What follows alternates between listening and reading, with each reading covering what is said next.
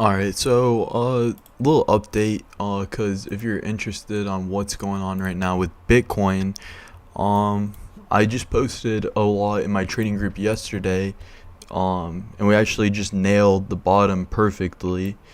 And first off, I want to go over how I did that because, if we know how I timed the bottom perfectly, then we can get a good understanding of where we're probably gonna go next, and if we're going to continue to head down.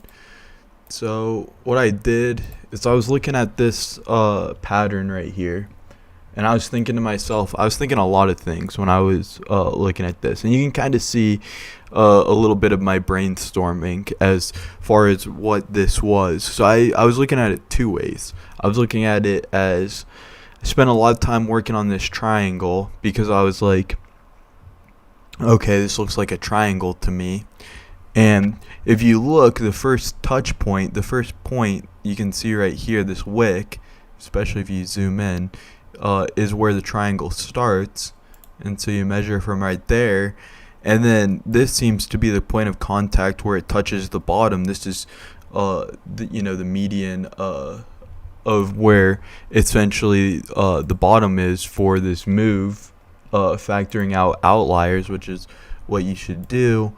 And so with that being said, you put this measured move right here towards the bottom, and it perfectly measures, well, not 100% perfectly, maybe it does, I don't know, just about perfectly. And it depends on what exchange you look at. I've seen some exchanges right there that measures 40,446. Okay, so I got that measurement and I had that in my head because I was like, okay, that's a good idea. And you can see this little drawing stick of where I was measuring, and then I took this right here, and then I measured to the top of right here because I thought to myself, okay, well, I'm really good at TA. Why would I limit myself and stick to one opinionated pattern when it could potentially be something else? So I looked at a double top, and I'll show you that in a second.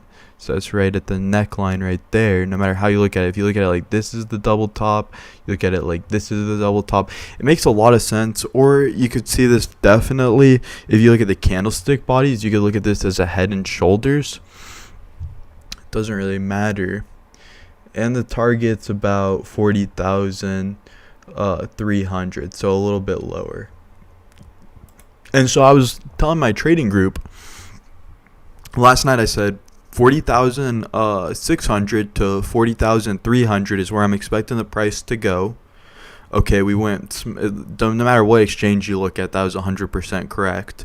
Literally gave myself $300 worth of margin error. And it was spot on. And then I said the other place we could be potentially looking at pulling back to is 38. I'll get to that in a second, but let me draw this head and shoulders. So if you don't see it, you have this right here. Now this can either be a shoulder or this could be a double top. See, right now it's a double top, and you can just Google what a double top is on Investopedia. So you have one shoulder, you have a head, and then this could be right here, another shoulder. And that makes a lot of sense. So whether you look at it as a head and shoulders, a double top, or a triangle formation, you get the same measured move. And it's slightly, right now, it's slightly below here, even though when I posted in the trading group where I expected the price to go. And these measurements all can slightly vary just depending on the pixels and how exactly you're measuring it. That being said, we either hit the target, or let's get rid of these lines. Let's go to a different chart so I can explain this better. BTC, USD, and we'll go to FEMEX. Okay, so what you notice is that, let's go to a higher time frame so it's easier to see. Yeah, I guess the daily. So we have this price action right here. Ignore these lines. These are all like Fibonacci retracements and things. They're valuable, and obviously you can see the price action is heavily correlated to them, but they're not relevant for right now, so just ignore them. That being said, originally when we had this dump, we had this as in at the low. We just set a new lower low in the immediate short term. That being said, this is not necessarily bullish. What we're looking for from a technical standpoint is, okay, we hit our move very well, and if you missed my last video, basically whether you look at this as a double top or a head and shoulders or whatever you look at this as, the measured move for this was about 47,300, and we hit it almost perfectly. You can go back, watch my video on that that I just posted, and basically we just been consolidating in this range. We trended down a little bit more, which is something we saw very similar to, and this is where what I really want to talk about. I'm gonna get rid of the EMA ribbon so it's a little bit easier to see. This is what I really want to talk about, because there's a lot of, I don't know the best way of describing it. There's a lot of FUD. So FUD is fear, uncertainty, and doubt. There's a lot of doubt and a lot of indecision, and there's a lot in this crypto space right now, people that just don't understand what's going on. And so I really wanted to bring up a few charts to really understand where we're at right now, and back testing it with historical analysis, because nobody cares about anybody's opinion. So we're going to talk about some historical analysis and really explain what's going on right now. So from a technical standpoint, in the immediate short term, it's not good to see a lower low like this, and this is obviously showing an immense amount of selling pressure.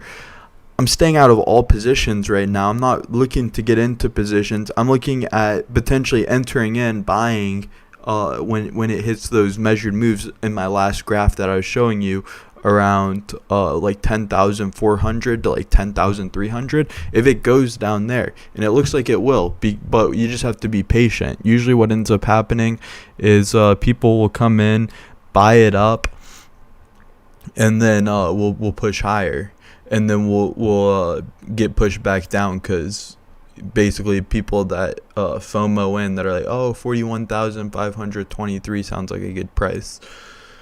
That being said, after the immediate short term, after we hit that target, or we already hit it, whichever comes first, whichever comes, then what I'm looking at is 38,000 possibly, just to get it off the bat. But what I'm looking at right now is, and a lot of people in the space are looking at this chart right here, because it's eerily similar. When you look at, we hit 65,000, it's eerily similar when we dumped all the way down to 30,000 to where we hit 69,000 where we just were, and we dumped all the way down to 40,000. It's very, very similar, and so everybody's talking about it, but nobody's really understanding any of the correlations to this movement. So I don't even understand why they bring it up.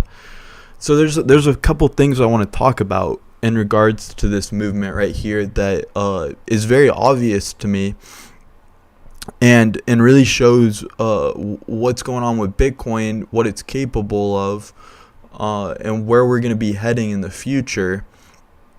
And this is pretty much like the nice thing about historically backtracking the charts is that if we saw what happened back here, that gives us a really good indication of what we're most likely going to see happen right here, because they're eerily similar.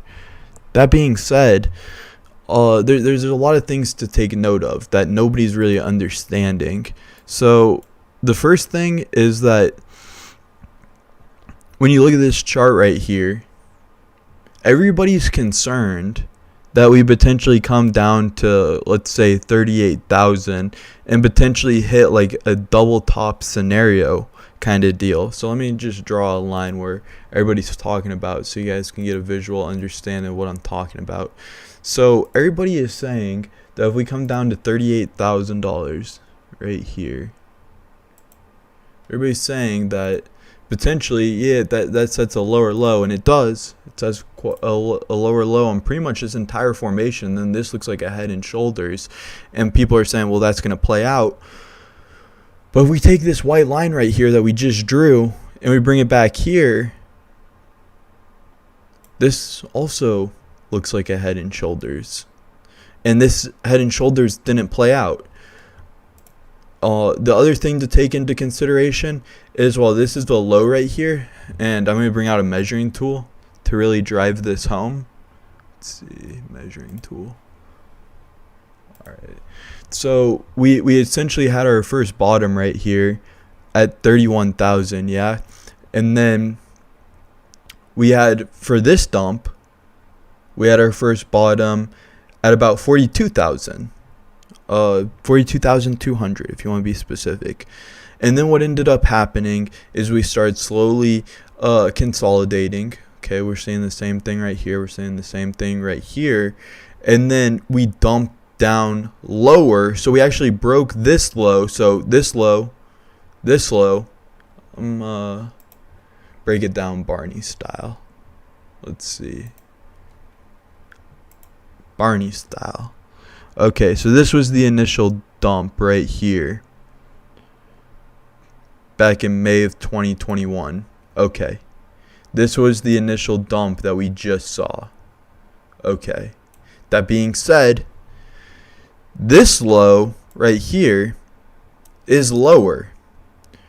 Yes, usually in TA what we see is that a lower low is not good, because it shows that there's an increasing amount of selling pressure and that the price is being forced down lower. That's not a good sign. But what did we see? We saw an absolute exhaustion of selling pressure regardless of this lower low. And we set a lower low right here. So am I concerned about this lower low? I'm not, because historically, when we back test the charts, really what that shows is that we have an extreme amount of buying pressure at these lower levels. We get oversold and we bounce right here. Now, post, before May 2021, we had no clue about this. We had no clue if this head and shoulders was going to play out. But now that we back tested the charts, now that we've seen that we can recover from $30,000 and head all the way up to 69,000, there's very little concern. There's very little fear. There's very little uncertainty that we're going to be heading into a bear market. Not like there was back here. So I don't understand why there would be any concern right now. And nobody in the space is really concerned. They're just steering up irrational fears and bringing up points that don't make any sense. And so that's one thing that I hear a lot, is that, well, we just set a lower low. Yes, we did set a lower low, but this was, I mean, technically right here, this is another low right here. Yeah, if we went to 38, but this would still be another low right here, which is very similar to these lows right here. So that being said, I'm not concerned about that. What am I concerned about? Let's see. Pull up the EMA ribbon.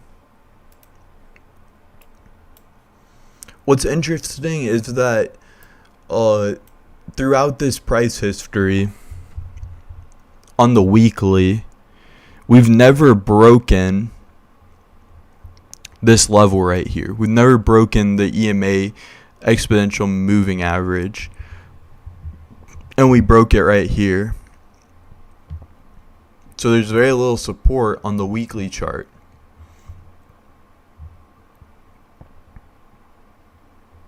So you can see right here, this red band we broke. When you come back and back test it right here, we never broke it. So that's a little bit concerning to me. But like I said before, I'm not concerned, because this is what I'm really looking at. This is like, I think, the epitome of like back testing this historical analysis. So essentially we had this dump right here that I drew out and gave you guys Barney style. And then it's a 7% move. I just used the measuring stick on TradingView. It's a 7% move. So what's a 7% move? Down. It's a 7% move from where we initially dumped to where we ended up finding buying exhaustion. That's extremely important. Bringing out the measuring tool. Measuring. Okay, so this is the dump that we're currently on. A 7% move would bring us down to about 39,200. Okay, so we're not there yet. But historically, we dump 7% after this, and then potentially we have buying exhaustion. Another great tool that we can use that's a little bit more technical, potentially because this tool gets messed with as we fluctuate in price. It's going to be the relative strength index, and this basically shows exactly when we're oversold. So historically, we can look at the RSI, which is the abbreviated term for it, and see when we're oversold. Right now, personally, what I like is the Bollinger Bands, is because this is another great way of seeing if we're oversold. And what you've seen, if you look back, and this has always been like incredibly good at showing oversold, overbought. When you look at the weekly chart, and this is probably the best chart to be looking at right now. It's probably the best chart to be looking at right now, is that we got potentially oversold right here, and then we popped back up.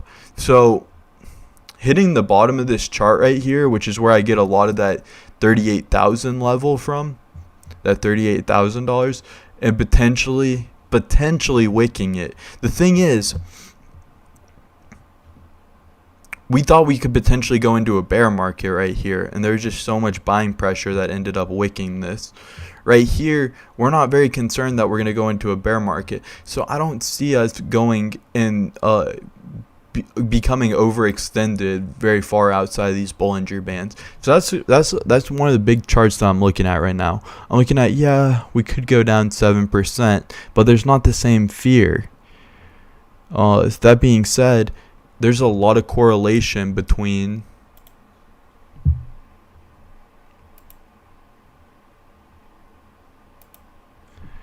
this being the bottom at the most, like that 38,000 level. Could we go lower? We could. And so I want to talk about that for a second. What's the potential chance that we go lower than $38,000? It's going to be that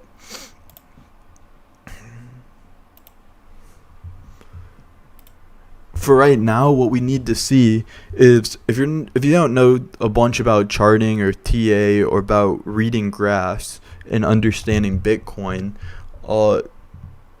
when there's a wick, that's influential.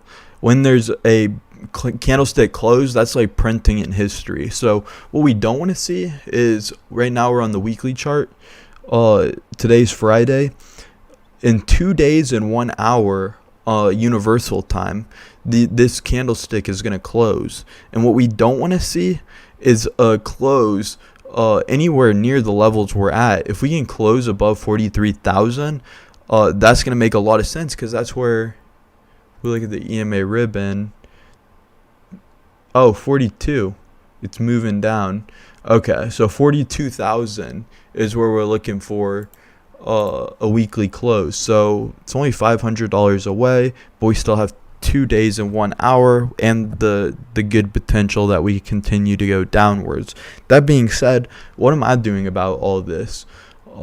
So like I said before, I'm buying between 400 or 40,500 to 38,000. I really don't see this price going below that. But if we close a weekly candle, below this EMA ribbon, which we haven't done yet, I'm not saying we can't recover, but I would just feel a lot better staying on the sidelines, waiting for some extreme overbought signals to potentially look at buying again. but I'd mostly be saving my money till we're above this EMA ribbon, which right now is most significant in the short term, what we've been looking at on the daily, because that's been suppressing the price so much, and it's only at 50,500 right now. So that's not that long to wait. But that's what I'm looking at right now. That's what all of my analysis has come to. And that's what I think people are factoring out, is that everybody's concerned about setting a lower low. I'm not concerned about setting a lower low. Closing below the EMA ribbon, well, I don't think it's absolute catastrophic. We haven't seen that before. And that is something to look out for. That would be a cause of concern. But that's going to do it for this video. If you like people coming on and sharing stuff that's pretty obvious on the charts that somehow doesn't pop up, let me know.